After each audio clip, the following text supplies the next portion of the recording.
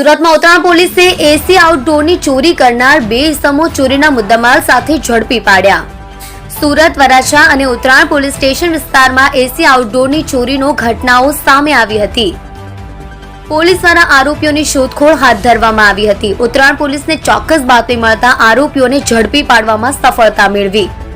ઝડપાયેલ બંને આરોપીઓ પાસેથી પોલીસ મિત્સુબિશી કંપનીના આઉટડોર નંગ 3 સામગ્રી મળી 1.44 લાખનો મુદ્દામાલ પોલીસે જપ્ત કરી વરાછા અને ઉત્તરાયણ પોલીસ સ્ટેશનમાં નોંધાયેલ ચોરીના ગુનાનો ભેદ ગણતરીના કલાકોમાં ઉકેલી કાઢ્યો છે।